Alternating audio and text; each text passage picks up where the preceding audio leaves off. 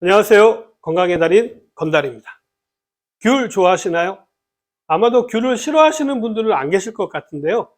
좋아하는 정도가 조금 다를 뿐 귤은요, 남녀노소 누구나가 다 좋아하는 과일이 아닌가 싶은데요.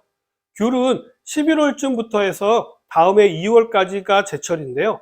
요즘은 하우스 귤이라고 해서 더 일찍부터 귤을 볼 수가 있더라고요. 귤은 날이 차가울 때 먹어야 제맛이 나는 것 같은데요.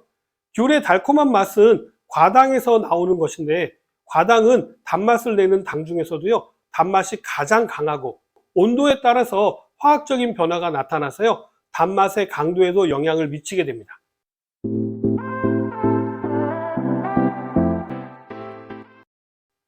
귤 어디다가 보관하시나요? 귤을 냉장고에 보관하시는 분들 계신가요? 네, 단맛을 제대로 즐기실 수 있는 분들이십니다. 여름 수박도요, 냉장고에 넣은 수박이 더 단맛이 나는 거 아시나요? 귤도 마찬가지인데요. 귤에 있는 과당은요, 고온에 노출되게 되면 과당 분자의 5번 탄소에 붙어 있는 OH 수산화기가 아래쪽으로 향하면서 알파형이 되는데요. 온도가 낮을 때는 밑이 아닌 위쪽을 향하면서 베타형이 됩니다. 이렇게 화학 구조가 바뀌면서 단맛이 달라지게 되는데요. 이 중 베타형 과당은 알파형 과당에 비해서 단맛이 약 3배나 강화된다는 사실이 과학적으로 밝혀졌습니다. 그렇기 때문에 귤은 냉장고나 서늘한 창고에 보관하시는 것이 실온에 보관하시는 귤보다 더 달다라는 사실이죠. 그렇다면 귤을 아주 차갑게 하면 어떻게 될까요? 더 엄청나게 달게 될까요? 이론상으로는 더 달아지겠지만요, 실제로는 그렇지 않습니다. 왜냐하면요, 너무 차갑게 되면 우리 혀는 맛을 인지할 수 없기 때문이죠. 혀 표면에는요, 맛을 감지하는 기관인 미뢰세포가 있는데요. 이 미뢰세포는 너무 차갑거나 너무 뜨거운 온도에서는요, 마비가 되어서 맛을 구별하기가 어려워지기 때문입니다. 아이스크림을 드실 때 달달하니 맛있게 먹지만요, 녹은 아이스크림은요, 너무 달게 느껴져서 먹기가 어려울 정도니까요. 무엇이나 맛을 느끼기에는요, 적절한 온도가 있는 것이기 때문에 귤을 무조건 차갑게 한다고 해서 단맛이 강해지는 것은 아닙니다. 미국 예일대 연구에 따르면요, 혀 온도를 낮출 때마다 사람들은 맛을 다르게 느끼는 것으로 나타났다고 합니다. 귤은 다른 과일에 비해서 먹기가 쉬워서 한 번에 서너 개씩은 기본이고요. 많게는 7, 8개 먹게 되는데요. 귤의 칼로리는 100g당 39kcal로리로요. 7개 정도를 먹게 되면 밥 한 공기를 먹는 것과 같은 열량이 되기 때문에 한 번에 너무 많이 드시지 않도록 주의하셔야 합니다. 그렇지 않으면요, 겨울 내에 아주 통통한 자신을 발견하게 되실지 모르기 때문입니다. 그리고 단맛이 강하기 때문에요, 대한영양사협회에서는요, 1회 귤 섭취량으로는요, 1개를 권장하고 있는데요. 식사 직후에 당분이 많은 과일을 많이 드시게 되면요, 혈당이 올라갈 수가 있기 때문에 당뇨가 있으신 분들이라면요, 각별한 주의가 필요합니다. 귤에는 비타민C가 풍부해서요, 신맛이 있기 때문에 많은 분들이 산성식품으로 알고 있지만요, 실제로 귤은요, 무기질이 많이 함유되어져 있는 알카리성 식품입니다. 귤의 유기산은요, 소화 과정을 통해서 분해가 되고요, 귤에 있는 무기질 성분 때문에 우리 몸에는요, 알카리성 성분들이 남아있기 때문에 귤은 알카리성 식품이라고 이야기하는 것입니다. 그리고 귤의 풍부한 비타민C는요, 그 자체의 효능도 좋지만요, 흡수율이 낮은 무기질이 잘 흡수될 수 있도록 돕는 역할을 하는데요. 대표적으로 흡수율이 낮은 미네랄로 칼슘과 철분의 경우에는요, 비타민C와 함께 드시면 그 흡수율이 2배 정도로 증가하게 됩니다. 신맛을 내는 구연산은요, 피로 원인 물질인 젖산을 분해하는 작용을 하기 때문에요, 피로를 없애주고요, 성인병을 예방하는 데도 도움이 됩니다.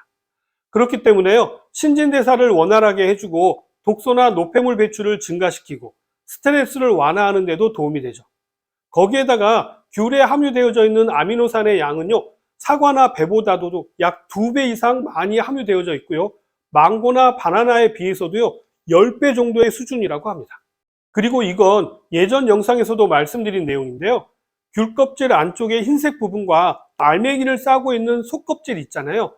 이 실 같은 것을 귤락이라고 하는데요. 이 귤락은요, 식이섬유인 펙틴 성분이 다량 함유되어져 있어서 장 안에서의 수분을 조절해 가지고요, 변비를 해소하고 설사를 억제하는 작용으로 장 건강을 관리하는 데 큰 도움이 되고요.